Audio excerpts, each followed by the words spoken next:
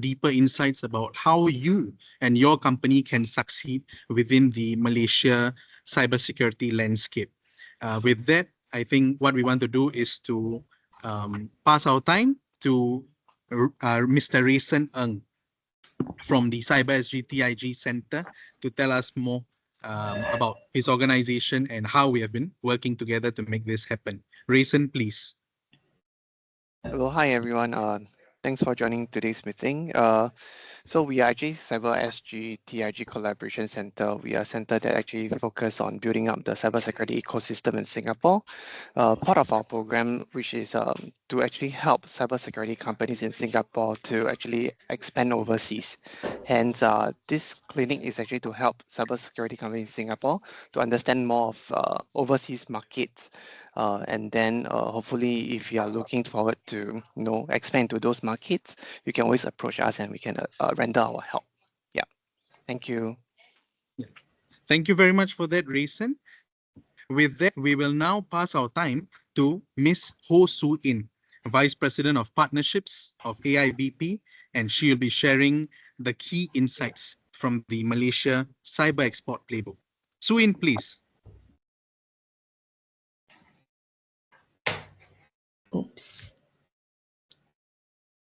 Okay, thank you, Raj. Thank you, Rayson. I think this is the first time I'm seeing some of the names, but I believe some of the companies here and the guests here probably are quite familiar with AIBP. But I think before we start off, just to help everybody warm up a little bit, I wanted to invite everybody to play a quiz with me, just so that we can get into the session with a bit more interaction.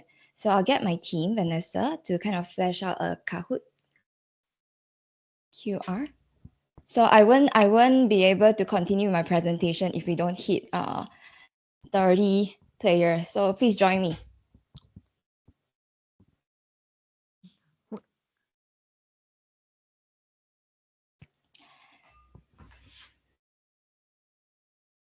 If you could include your name, that would be the best, because I think for this game itself, I've prepared some gifts. Unfortunately, we're not doing this in person, but I'll keep the gift for y'all for the first 3 winners lah.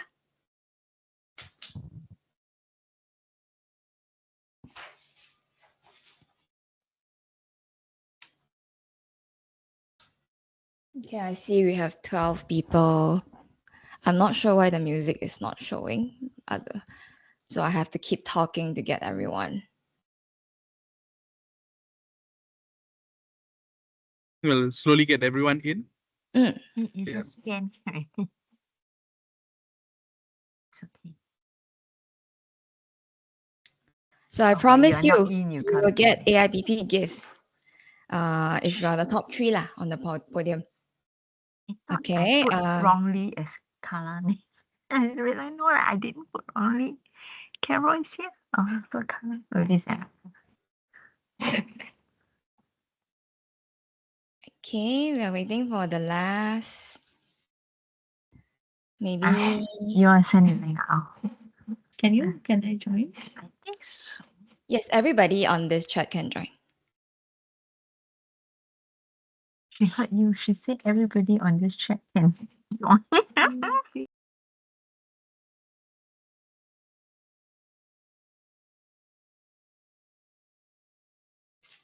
Okay, I need 2 more players. As I mentioned, I cannot continue this presentation without 30 players.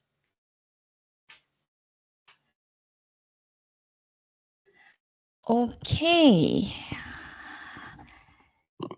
5 more seconds for anyone else who are looking to come. Okay, so we'll start off with this. So I just get everybody to, this is a test of speed and also accuracy of the questions. Yeah, the first question is here. How do the approximate populations of Malaysia and Singapore compare?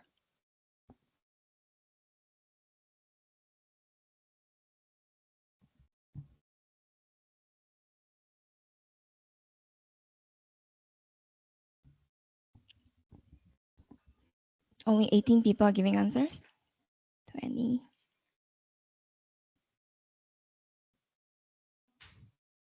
Okay, 13 of you got it right. Let's move on to the next.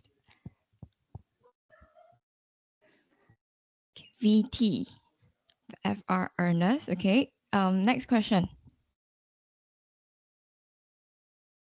Which organization is the primary regulatory body overseeing cybersecurity in Malaysia?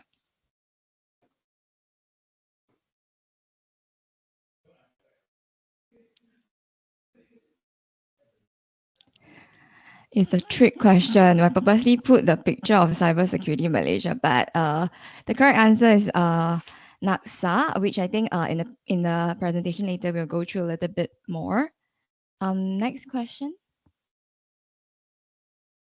Julene took.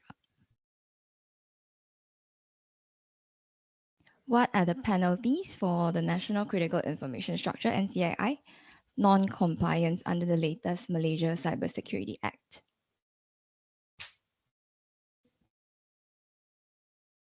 This you have a little bit longer time to answer because the questions are a bit longer. The answers are a bit longer.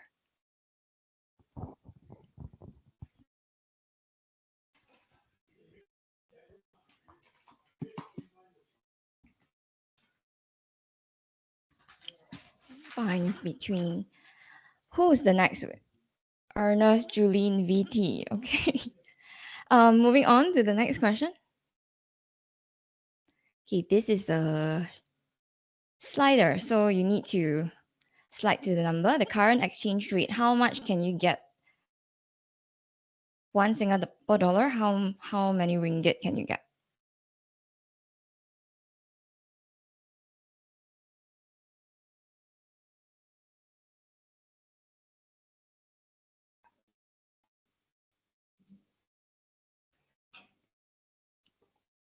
As of today, I think the number is 3.27. So let's see if our guess here who got the right one. 4 of you got it right. Oh, Ernest, Julian, Vincent. These people confirm go JB a lot. The next question.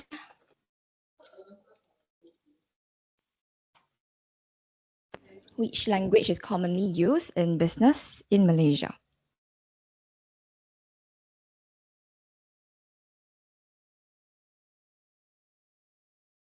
English is the right answer. Yes, Malaysia is our national language, but English is what we are using for our business dealings.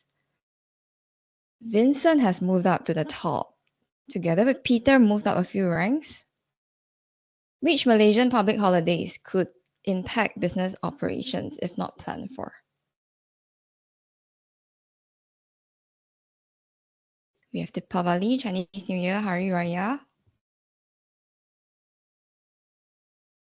Oh, okay. There are two people who kind of don't like Hari Raya here, I guess. Let's see. On the podium, okay, Vincent is remaining. Peter is also still up there. Okay, last question here. Bonus question. Who has better chicken rice? It's a cute one. Okay lah, this is a multiple choice answer, and this question does not have points, so don't worry if you think this is a cheat question. So let's see who's the winner here. I think we have Peter. Peter, if I'm not wrong, Peter Ma from Wiki? Ernest?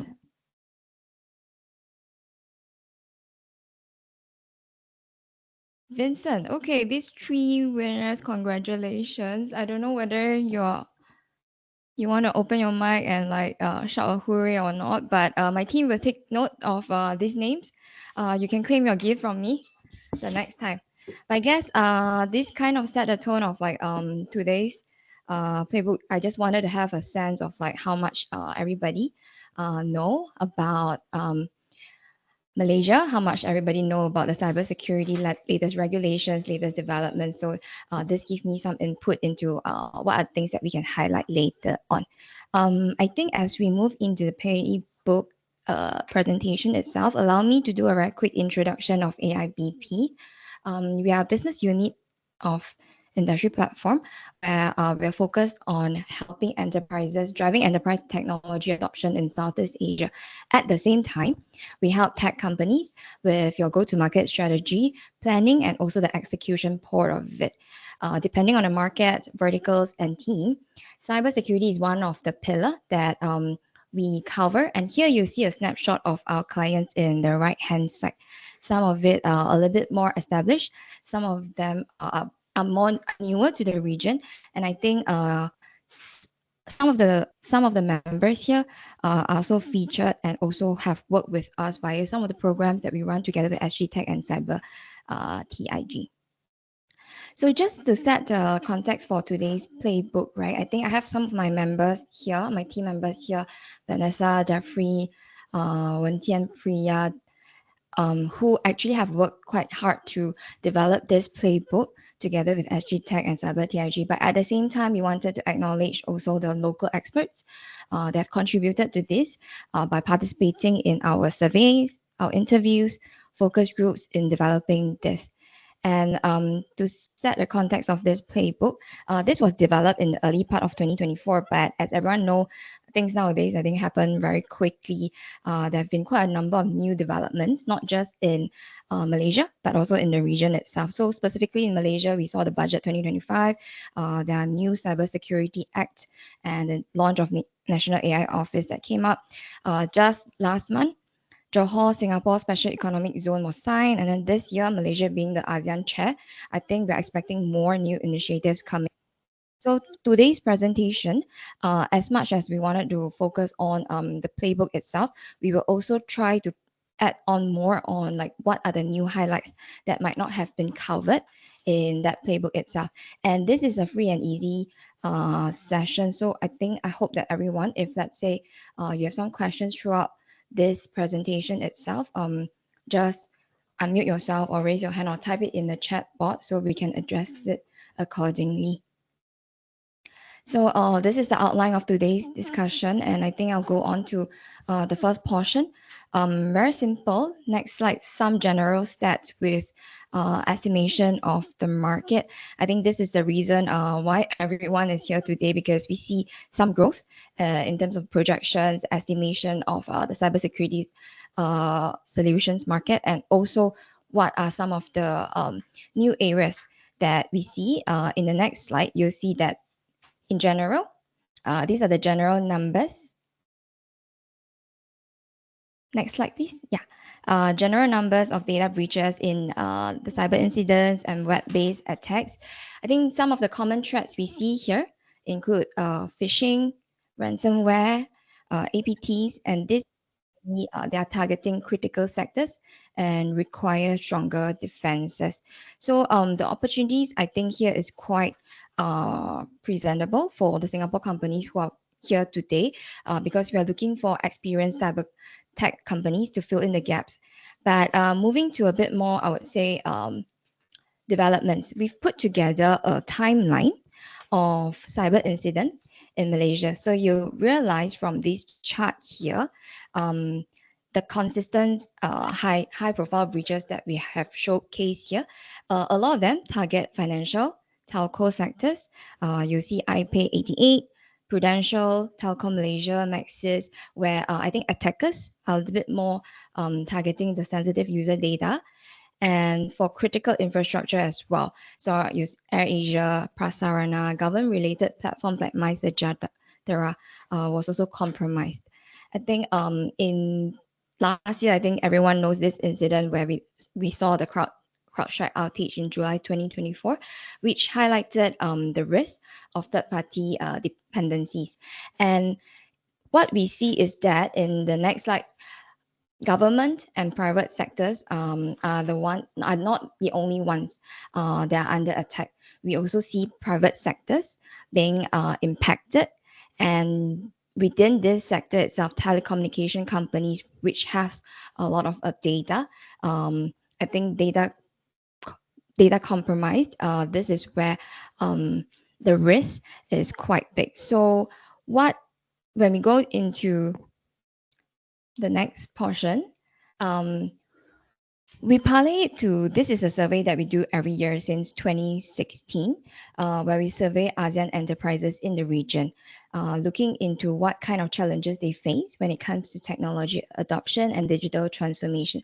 So you'll see that from 2020 to 2024, our latest survey, for over 800 enterprise respondents, cybersecurity, from not being prioritized or not really being seen as a challenge, it rise to the third, where people are looking at it. And we coupled it as well together with our focus groups in the past 2-3 years, where we see these sessions that we conducted with the IT or security stakeholders, but also business leaders. And people are increasingly looking at, especially the C-level, business resilience, and cybersecurity will be one of the portion that is being looked into. So some of the key insights that we summarize from all the discussions that we've conducted over the year, digital expansion,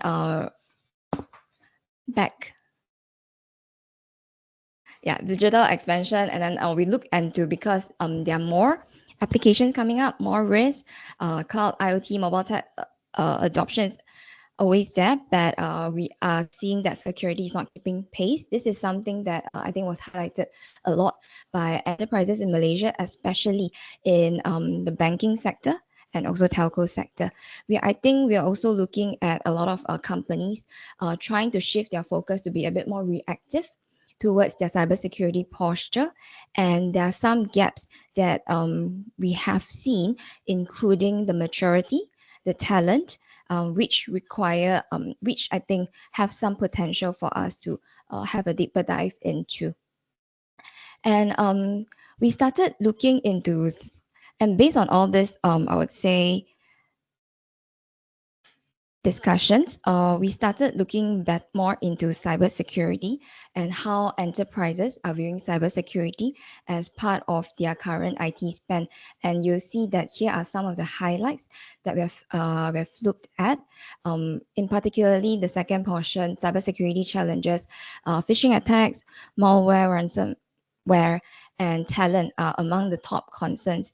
And what I think a lot of companies are looking at with regards to planning ahead over the next 2 years, enhanced threat detection response, security, cloud security, infrastructure protection. These are the areas that were being indicated for that organizations are looking at. And when it comes to budget allocation, you'll see that across the region itself, a lot of respondents highlighted that they plan to increase their cybersecurity budgets in the next 12 months. However, I think recently we also polled and compared in Malaysia versus Southeast Asia. You'll see that while 51% of Malaysian enterprises, they think that their own organizations should allocate more than 20% of their IT budget to cybersecurity, but currently most of them are allocating less.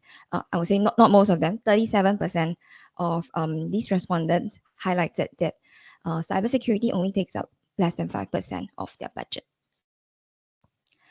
And we also draw some references into why this matters to each of the companies and guests here today, because I think we have generally grouped you into a few different buckets. Companies who are looking at MSSP, companies who are looking at malware, ransomware, companies who are focused on more cloud and application security. This gives you a little bit of like talking points or insights into how you can have a better conversation with some of these enterprises when you go and reach out to them with regards to your solutions or your case studies. Lastly, some of the things that we see in terms of emerging threats and trends, I think third-party breaches is where a lot of enterprises are looking at, and also because AI, quantum, these are new emerging tech that companies are exploring. So you will see that we have interviewed, I would say, PNB, Axiata Group, and their take with regards to how this might impact their own cybersecurity posture, we have included the QR code here. So if you want to access the full interview, you can just scan it here.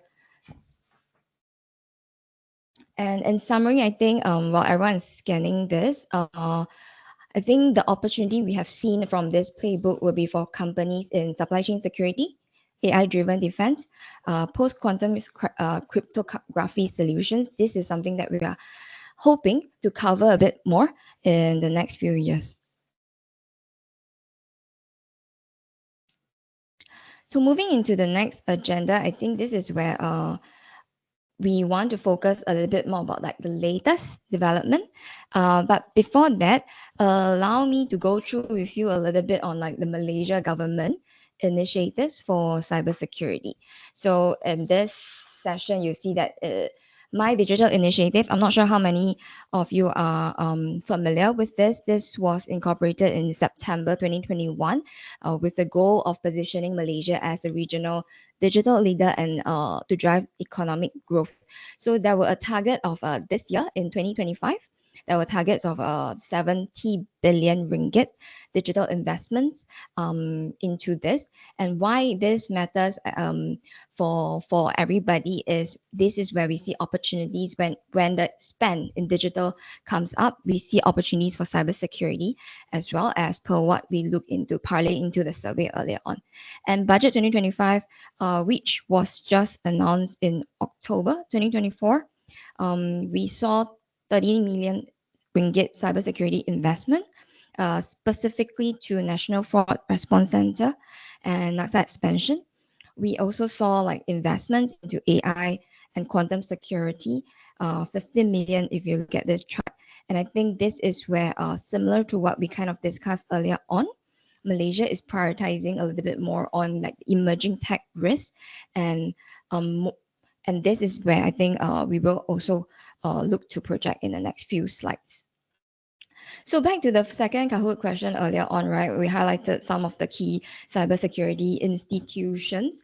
These are the major ones that I think everyone should at least have an understanding about their role and what it means to you and why you should be engaging them. So MSC Malaysia, this was since 1996 as the flagship ICT initiative. The idea when it was launched was to attract tech investment and develop a knowledge-driven economy. And this, a lot of it centered around the impact towards Cyberjaya, which is the Malaysia's tech hub, where they are encouraging investments from global firms and especially in the technology side of things.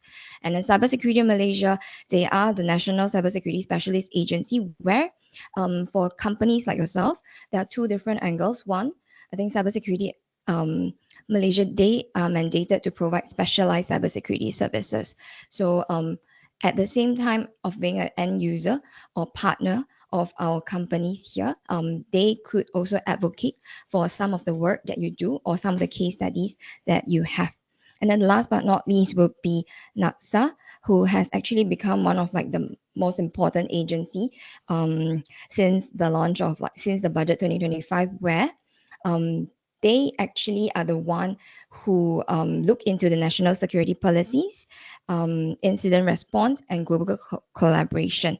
So they play the key role in shaping the landscape of cybersecurity, and you will see later in the upcoming slides that they are one of the major stakeholders in the new Cybersecurity Act. So I think some of you, before registering for this focus, this clinic itself, I would say about 60-70% of you mentioned that you're looking to set up offices, venture into Malaysia itself over the next 2 to 3 years. This is a list of some of the key regulations on cyber for you, coming from like the Communications Multimedia Act, the PDPA, Computer Crimes, Electronic Commerce, Copyright Act. All these are actually going to be detailed a little bit more in the playbook that you'll see later on. And these are important for you because for you to set up in Malaysia, you will need to make sure that all these regulations are being complied. And moving forward to something that's very, very new. So Cybersecurity Bill 2024, which was actually gazetted and approved last year in August. I think the major thing is that this is Malaysia's first ever dedicated cybersecurity legislation. The role is to enhance governance and resilience. And why this is important for you, it positions and it signals a stronger regulatory framework, which means higher compliance demands and cybersecurity investments are required, both from the government agencies, private sectors within Malaysia itself. So I think the opportunity here we have highlighted.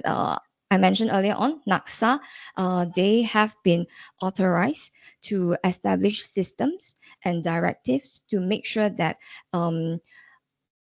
companies are compliant to this cybersecurity bill.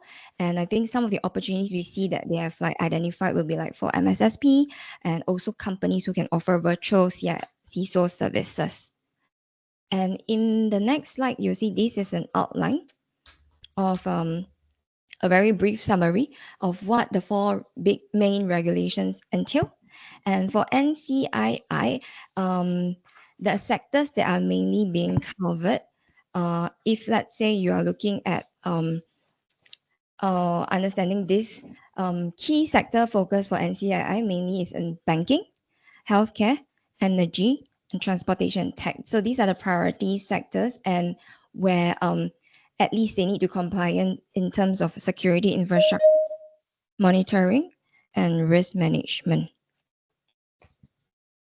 So I think we covered the SOC side and also pen test side as well. These are the services that require to be licensed. I think I just spoke to a couple of members previously a couple of days ago where they're selling SOC services and managed services provider.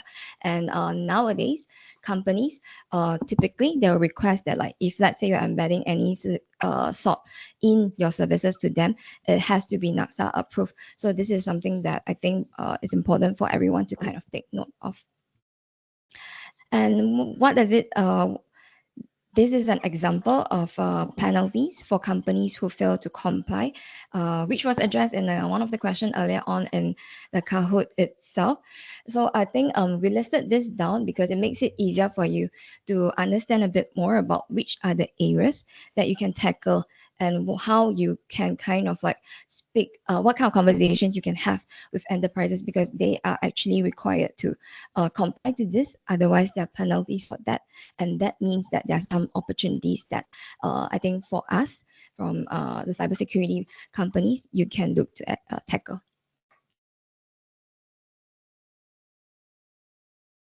And lastly, this is a summary of how I think everybody, the two big opportunities that we see where companies should be aware of, from security awareness training platforms, targeted phishing protection, modernization services, and I think also including compliance management solutions. So these are the areas we feel would be a high growth for companies providing this area. Okay, why I think Singapore, we kind of highlighted on what are some of the advantage for Singapore companies just based on some research and also the impression that enterprises in the region have of Singapore. And you see that in the next slide, these are the basic stuff that I would say Singapore has quite a number of advantages when it comes to positioning themselves in front of the enterprise end users. So in the next slide, in terms of global recognition, we are ranked 99.86. We have a score of 9.86 in the Global Cybersecurity Index, and we see a lot of initiatives like what we are doing today from CSA, Cyber TIG, where we do innovation R&D programs. So we believe that the strong focus on AI-driven security and zero trust architecture include plus the talent workforce development programs like Skills Future and CERTS. It kind of position us in a good sense. And before we started this clinic itself, I think a lot of you mentioned or had questions around the Johor, Singapore as a special economic zone. So in the next few slides, we will cover very basic facts, which was signed in 25 January, which is just last month. The aim was very straightforward, is to make sure that for Malaysia and Singapore, we have a certain collaboration, at least from the Singapore side. The focus is on making sure that the companies are being backed to expand into Johor, while for Malaysia, they will fund the infrastructure to set up and help with the investments into the country itself. And basic tax incentives, I think companies making new investment, you're qualified for like 5% tax, a special corporate tax of 5%, and for personal tax, you receive preferential income tax rate of 15%.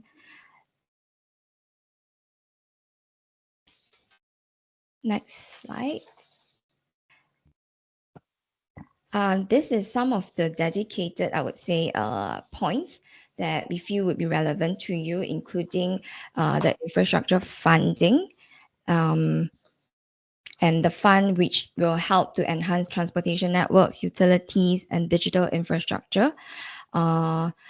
Some things to note, if let's say you're looking into this area, one of the stakeholder you should be looking at is also the Invest Malaysia Facilitation Center, where they'll be looking at streamlining all the investor approvals. They provide consultation to help you with bringing your services to Malaysia itself. And this is under the MIDA, Malaysia Investment Development Authority. So this, for companies who are looking to tap on these areas, especially those, I think some of you who likes to go to Malaysia to play golf over the weekend, this could be an area for you to look into. Lastly, I think this is a summary of where we find the advantages and challenges for Singapore companies, where I think for this, we can actually leverage on the lower land and labor costs to reallocate some of our a bit more expensive resources and allow us to diversify some of the supply chain. I think for people who are looking at like talent, there is an additional market tap on. Sorry, did someone try to ask something? Nope. Okay. Cool. And the next part, we see some challenges though. So some of these things, I think we will still have to wait for a couple of details in terms of some latest grants, regulations. And this one, we will potentially continue to update everyone when we have a little bit more clarity. Obviously, the operational side of things, we have the traffic jam, we have the skill sets gap. These are things that you need to consider as well. Okay, the next segment, we will break down into key opportunities for different type of like solution provider. And I will go through this a little bit fast because I think we have very little time left. Next, Vanessa. On phishing, social engineering, I think this one is a high demand from NCI sector. So earlier on, I mentioned NCI sectors, they cover banking, healthcare, energy, and we have also seen companies, for example, what you're seeing in the right-hand side, Look, they're the developer of Who's Call, an anti-scam mobile application. They actually have started working, being very aggressive in penetrating this sector, including partnership with Post Malaysia, Cyber Security Malaysia, Royal Malaysia. And MSSP is one segment that we see will benefit a lot from the new act as well, because I think from the threat detection, incident response, regulatory audits portion is what a lot of companies need to compliant towards. So this is where if let's say you're in this industry, in this sector, this would be a key opportunity for you.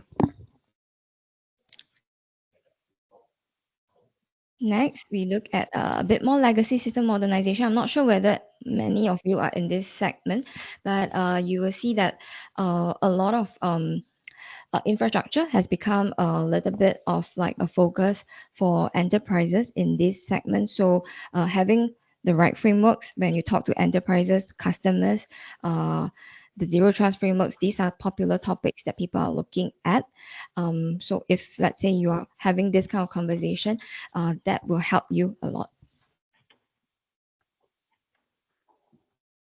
And lastly, I think you will see that the new, a lot of companies are moving towards cloud, and that's where under the Cybersecurity Act, there are new regulations for companies to meet compliance in cloud-based operations as well. So cloud and application security, if let's say you have these area of focus, we would suggest for you to target. I think this one is more for the SME sector.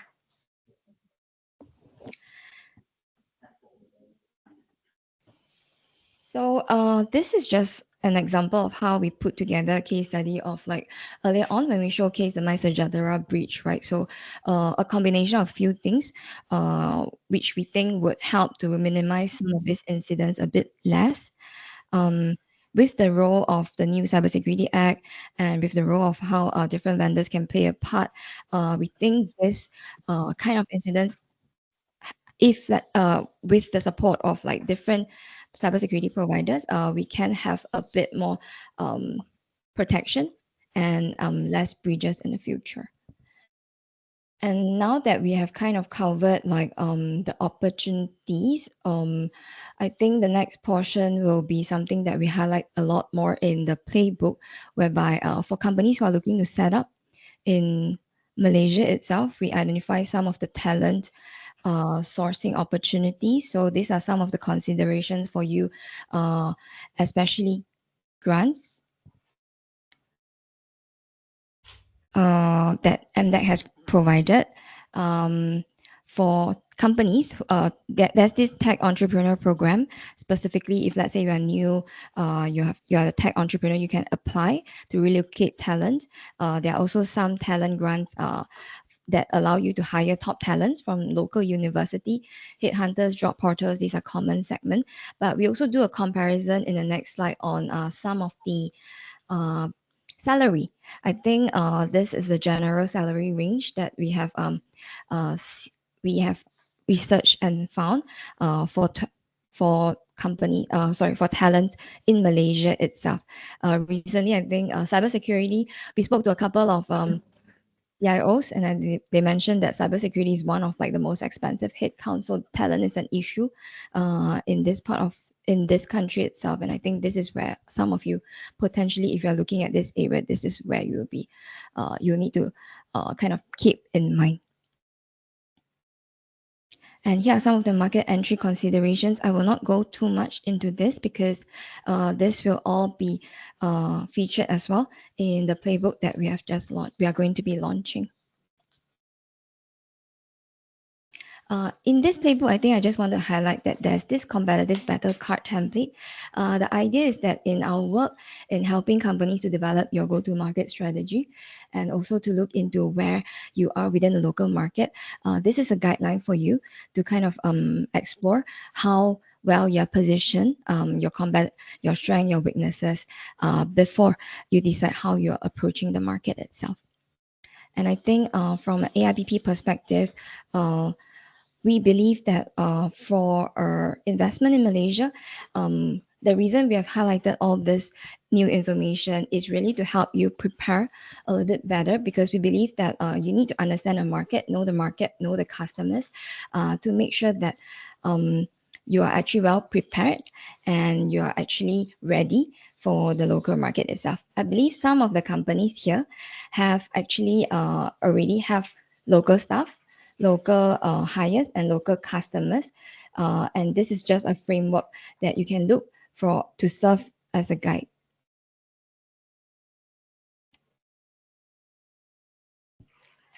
And how we have developed this framework, we call it the ASEAN Integrated Marketing and Sales. This does not just apply for Malaysia, it also applies for across Southeast Asia, where what we are trying to do is to solve problems.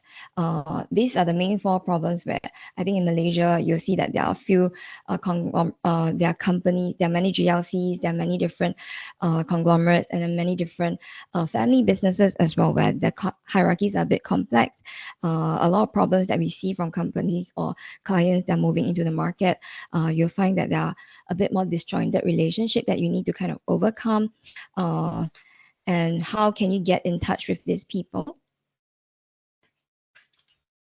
So our recommendation for everyone is to really analyze, understand who you're trying to reach out to, being very attuned and being very focused on the latest development. And that's why I think earlier on we focus a lot on what's new and upcoming. That's beyond what we had in the playbook itself. We also advocate on an integrated approach with multi-touch omni-channel journey. And last but not least, how can you create luck for yourself by making sure that you can kind of like position yourself in front of like different stakeholders, customers, partners that you want to meet by working towards it. So this is earlier on, I highlighted our multi-touch and omni-channel journey. This is where AIBP kind of like have a framework that we use. Also, this also applies internally to us when we speak to enterprises in Malaysia itself, looking where we focus on not just going for a meeting, and then that's also you will need to have a journey along and how we structure our own engagement with end users, enterprises. When we do all the surveys earlier on, this is how I would say for everybody to kind of like reference as a framework.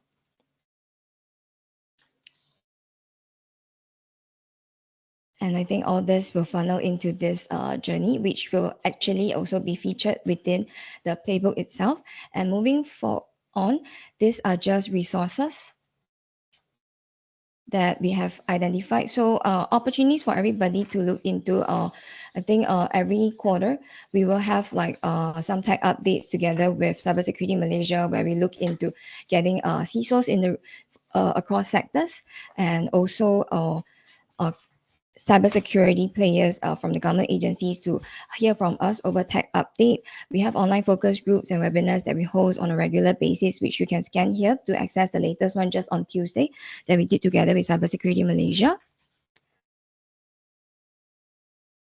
Some of the other resources that might be relevant to everyone here will be our podcast, interviews, and reports highlighting the latest interviews that we have with customers in the region and Malaysia. So in the right-hand side, you'll see that we just launched this cybersecurity in ASEAN report together with CrowdStrike.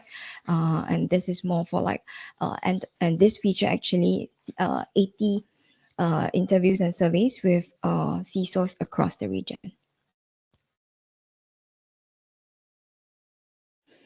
And last but not least, I think do keep yourself, our recommendation is for you to also keep yourself updated with many of the business missions that events that's happening in the region in Malaysia itself. Some of them led by CSM, some of them led by NACSA, and I think Cyber TIG and SG Tech have a lot of this.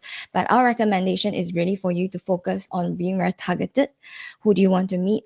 What kind of agency you want to meet? What kind of sector is most relevant to you for you to target based on the information that you have, and then focus on very closed door and with focused business matching opportunity. I've included this last QR code for you. So this actually concludes all the cybersecurity resources we have in the region for you to actually, you can subscribe and come back to this page anytime for new information, new releases. I think this should be the end right now for my presentation, and I think we also have invited a couple of friends from guests from Malaysia Cybersecurity, from Cybersecurity Malaysia. So I think we might want to open up for Q&A, Raj. Thank you so much. Thank you so much, Suin, for your wonderful presentation. I think it was very insightful. And what I particularly appreciate about it was that you were able to really dissect it down into very key, very clear, crucial information for all of our attendees here today to be able to take away. And I like the fact that you not only covered the cybersecurity compliance and laws and things that they should bear in mind, but more importantly, how they should be able to better position themselves and end off with that nice framework of AIMS. So thank you very much for that, Suin. With that, ladies and gentlemen, we'll begin our questions and answers segment. Again, if you are comfortable, please feel free to unmute yourself and click on the raise hand function.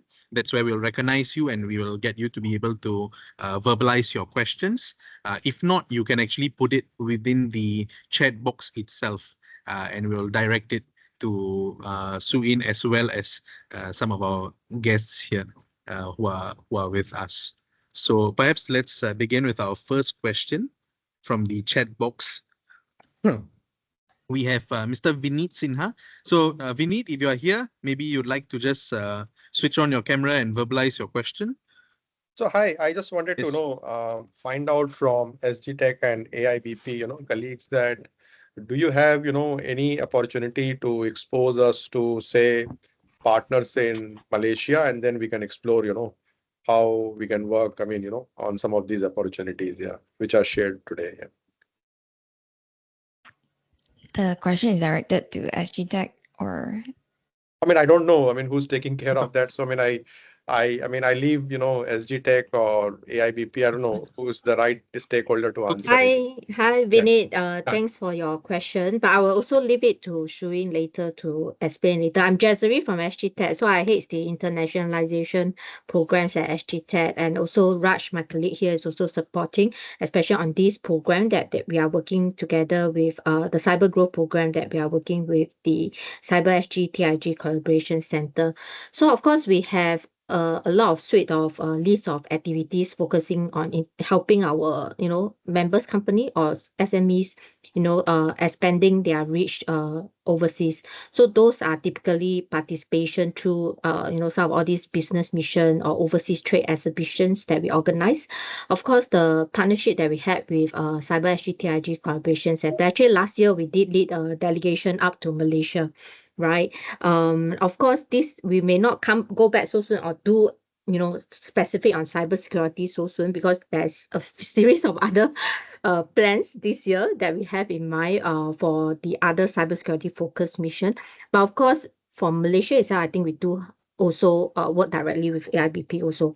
There are other programs that you can tap on like this, where there is funding support that supports Singapore-based registered companies that fulfill the kind of grant criteria by Enterprise Singapore, etc. So I think you can keep a lookout. Later on, I think we have many exciting things to share, like our social accounts and all those, is to try to keep up to date on all these programs, because there are sometimes too many activities, right? That is very hard to keep up to date. So of course, if there's any future programs similarly that we are doing for Malaysia, we'll definitely keep you posted, but not just only Malaysia that we are doing. Yeah, maybe I leave the second part to Shuin that you want to cover. Also, maybe you do support companies in other ways as well, directly in terms of their expansion to Malaysia. Yeah, I think we prepared some appendix, Raj, if you can let Vanessa share back her slides. But Yes. essentially for us, the idea is that we kind of need to understand a bit more about like where you are right now within Malaysia. How is the progress like in terms of your business?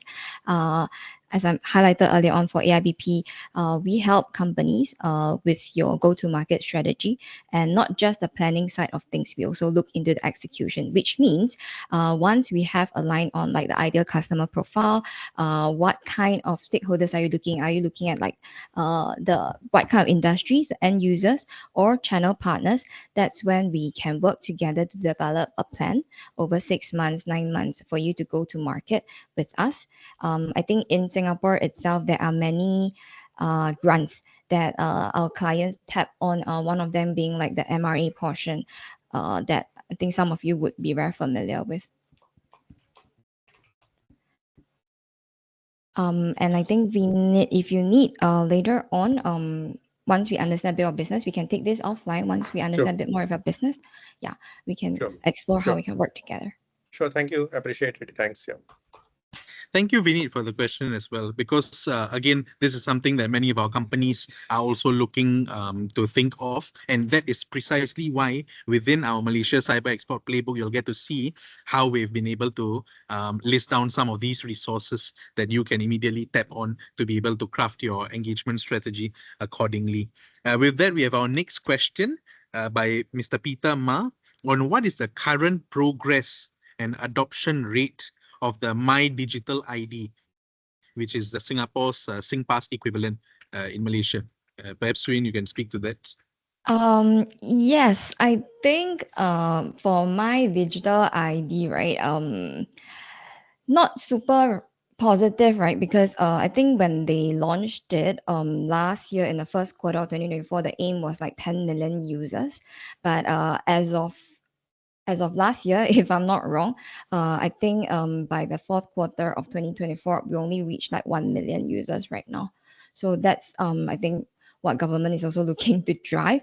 There are a couple of technical issues that I think we might have. I'm not sure whether Encik Zabri from CSM is here who's available to address that. But I believe from a technical perspective, because there are quite a number of like different false acceptance rate that government is not able to address. So it hampers a lot of like the adoption. Thank you. Thank you, Swin. Yeah, if I can, provide my view on this. Anyway, I'm Zabri from Cybersecurity Malaysia. As for my digital ID, right now the technology is ready. The technology is ready. It's just that the adoption is not ready yet because of, when they doing the registration, sometimes the issue is on the registration part. Sometimes you are using old model handphone, whereby if you want to do your KYC, it is not working and that kind of stuff. And then the infrastructure is not yet ready. So what can I say is that my digital ID is ready. The technology is ready. It's just that the government side to implement, to replace the previous authentication method, from passwords and to FA towards using my digital ID is not there yet. But I believe that with the new Malaysia Plan 13, so there will be more budget will be allocated in developing Malaysia digital infrastructure, which I can see that under our ministry, Ministry of Digital Malaysia, this will be the main focus on how to adapt and use my digital ID.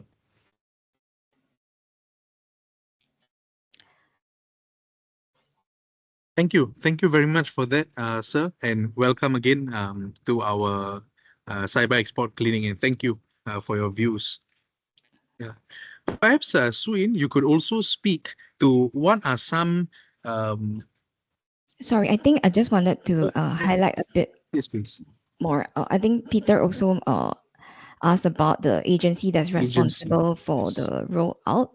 I believe, if I'm not wrong, Encik Zabri, if you can let me know whether I got it right. I think this is under My Digital and also MIMOS, which is under the Ministry of Digital as well. Oh, okay. It was developed by MIMOS under the Ministry of Science, Technology and Innovation. And then later, once because MIMOS is actually a research R&D institute, So once they completed the research and then produced the prototype, and then the technology is ready, and then they were departed from MIMOS and become its own entity and was put under the Department of Prime Minister. That's what I heard. That's what I know. Yeah.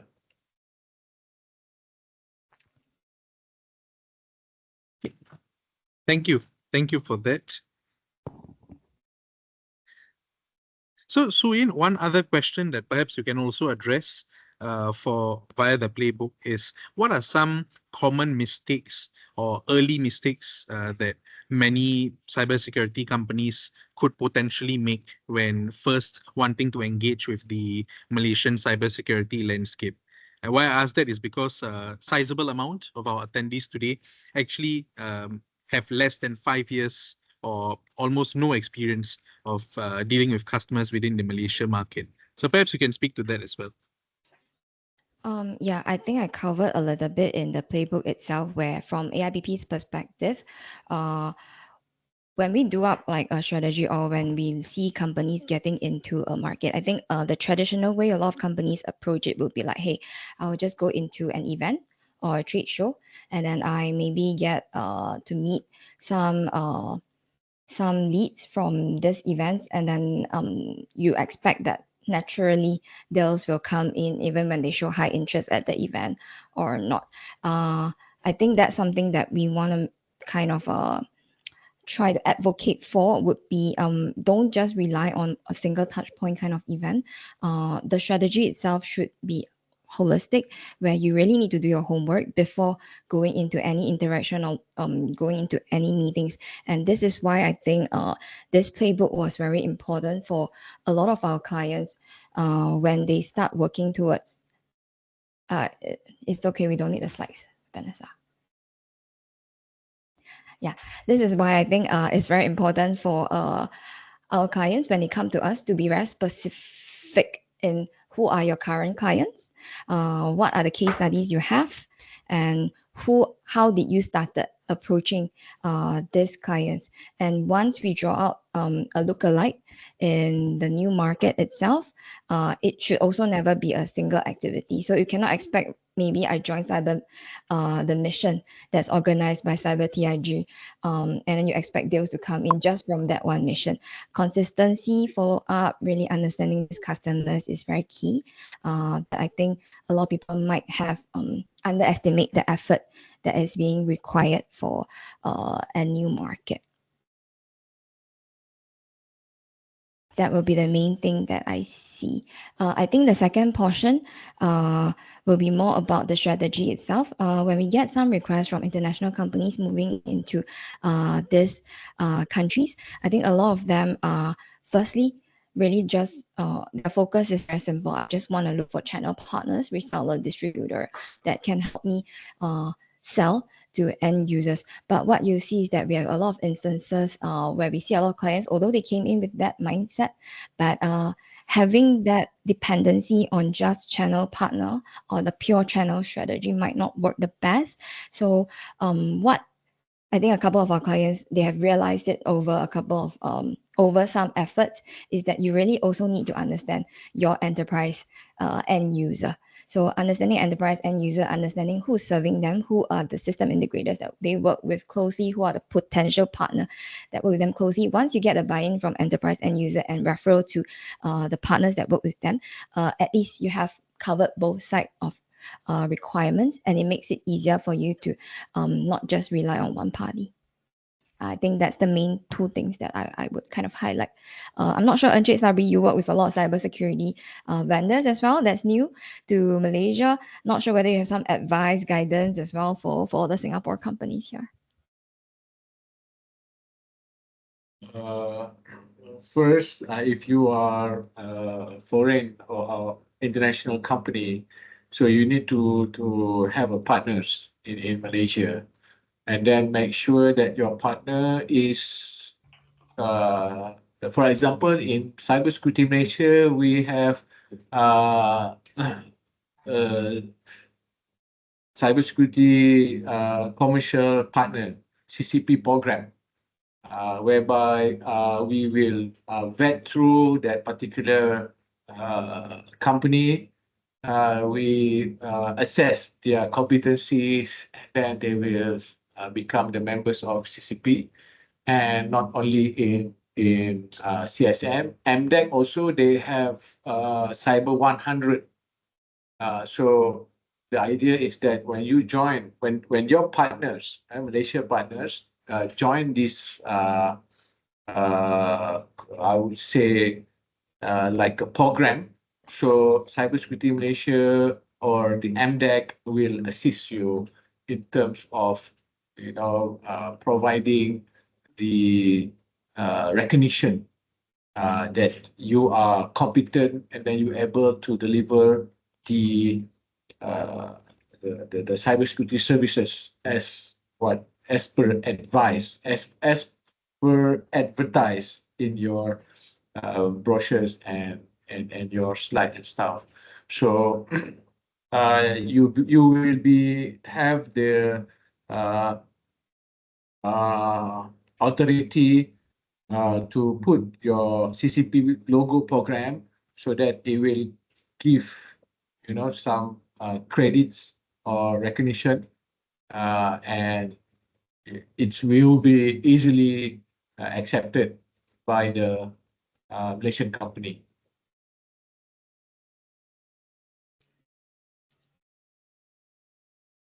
Yeah, and I believe for Cybersecurity Malaysia, you are also looking out for partners who can work together with CSM to provide the support to enterprises, right? Yes. Because we cannot do everything on our own. There's a lot of areas to be covered, and then as for Malaysia, as for CSM, we have CCP program, Cybersecurity Collaboration Program. So those who are participated in this program will consider as our partners. So you can try to approach the market, by, there's one partner, he told me about their success story, whereby when they are conducting marketing activities on their services, so they share their solution and stuff, blah, blah, blah, blah, blah, blah. And then those parties are interested, but he said that, okay, if you are interested, you can talk to Cybersecurity Malaysia.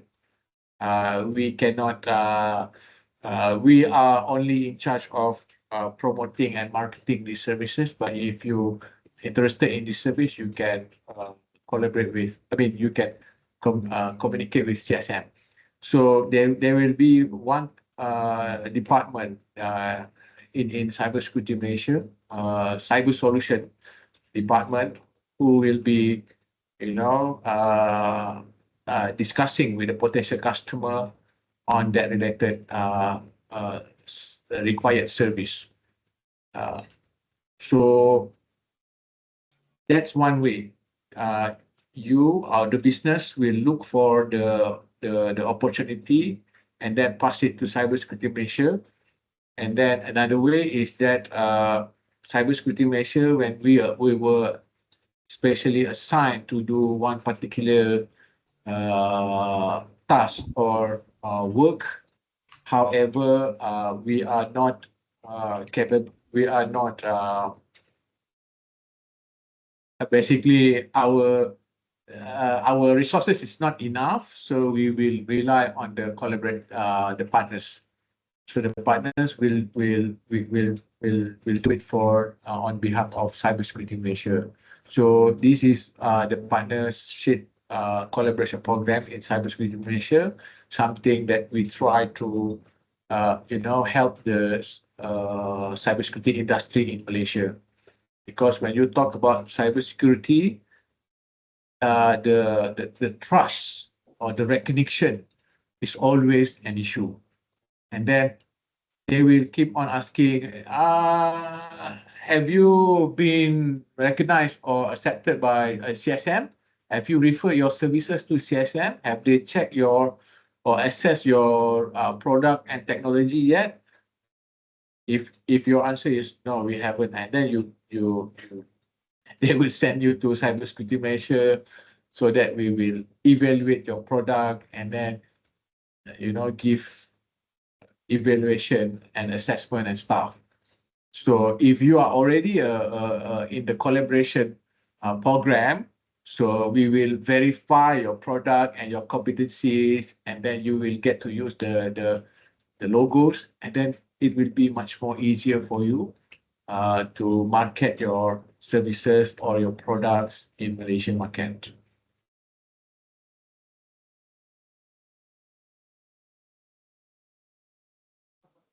Thank you so much for that, Encik Zabri.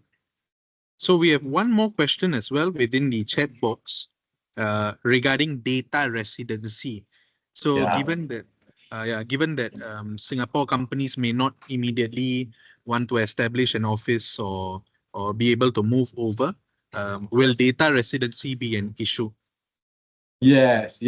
I Okay. think it is common nowadays. Okay, we have these data sovereignties issues whereby it is our data, so it should be stored in Malaysia territory.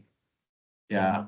So because the issue is that if there is any criminal activities happen, and then when we want to investigate, we can investigate it right straight away because it's within the Malaysia's jurisdiction. So basically, that's the main idea.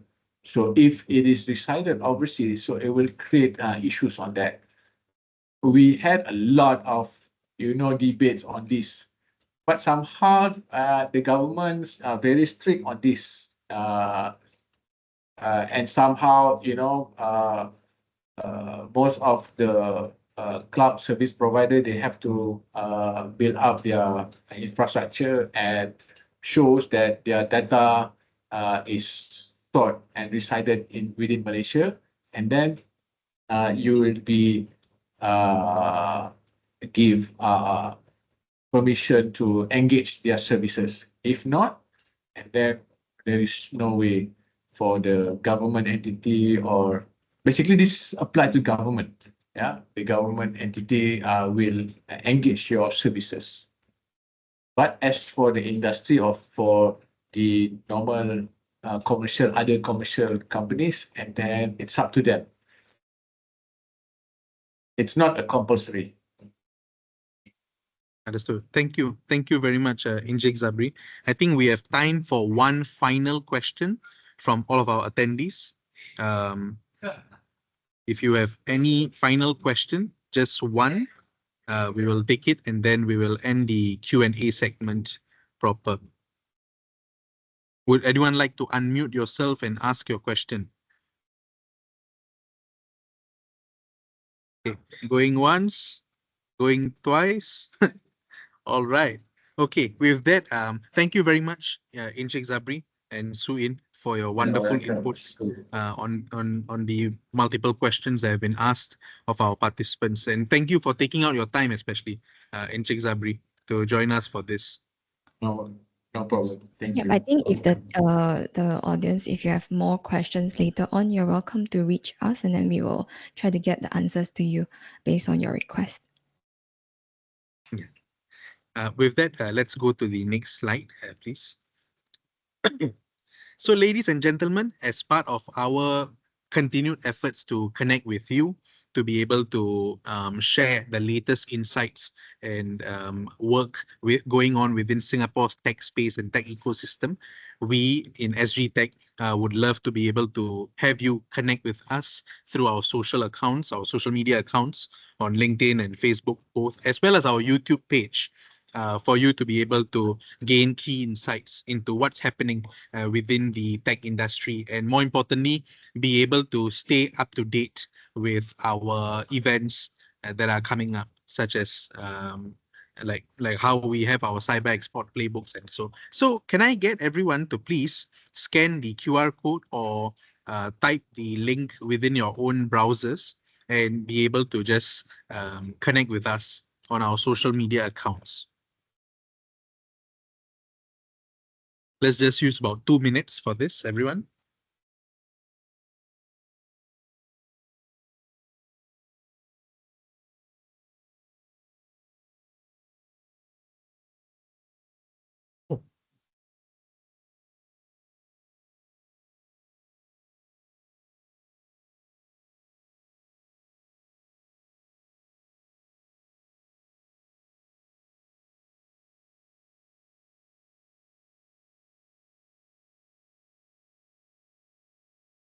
So with that, let's move to our next slide. Let's also follow the social media accounts of our project partners, CyberSG TIG Collaboration Center.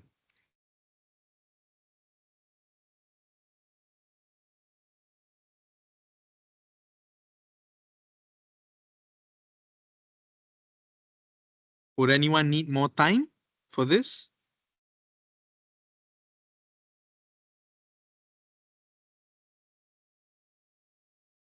Okay, let's proceed.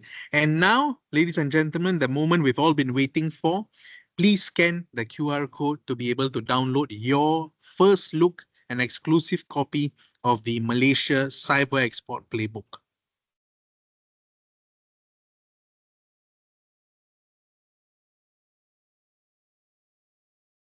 Please let us know once you've scanned and downloaded your copy.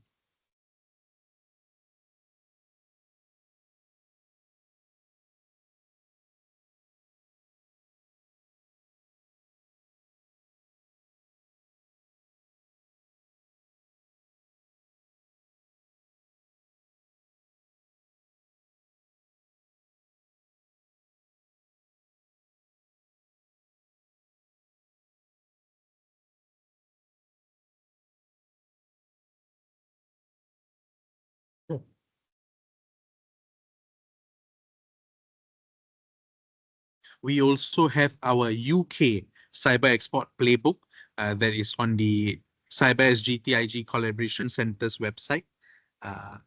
So you can also download your copy of the UK Cyber Export Playbook from the same website itself. And my colleague Jezri has very wonderfully also added the link that you can click if you are unable to scan the QR code here on our screen for you to click on the link and download your copy of our Malaysia Cyber Export Playbook. Thank you very much.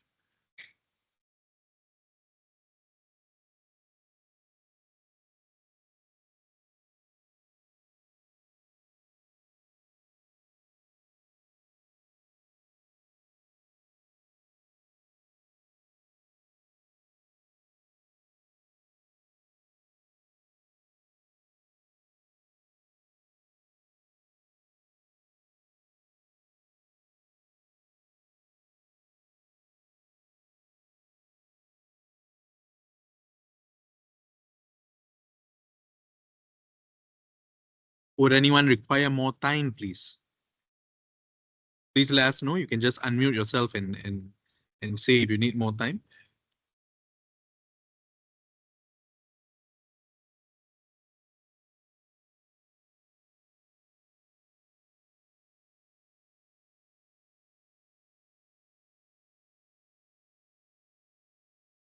Okay, I think everyone has downloaded your copy.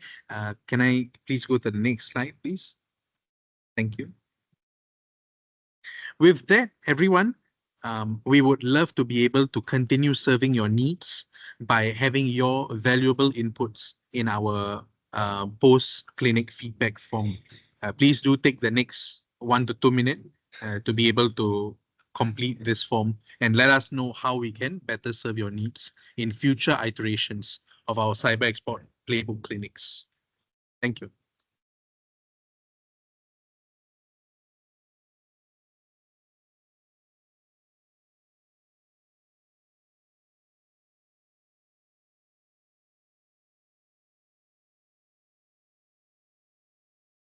And yes, thank you, Suin, for putting your email in the chat box.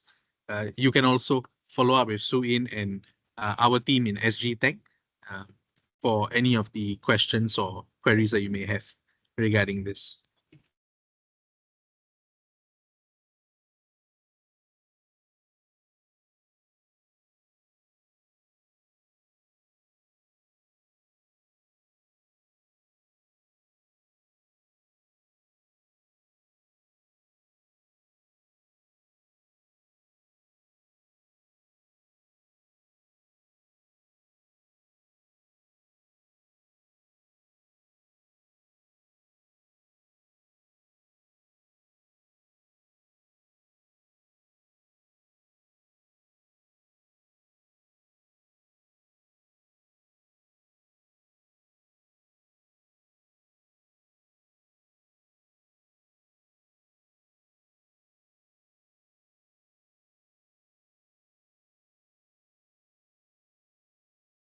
Please let us know if you have completed it or if you need a bit more time.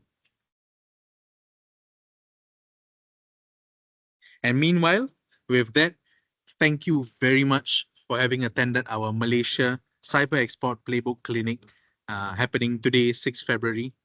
We are really very grateful for all of you to have taken out your time to come and join us, and more importantly, gain very crucial and valuable insights for how you can craft your engagement strategies, your own GTM strategies for entering and tapping on the Malaysia cybersecurity landscape and market.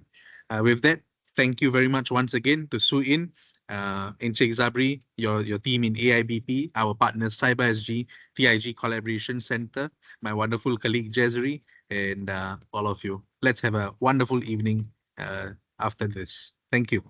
Thank you.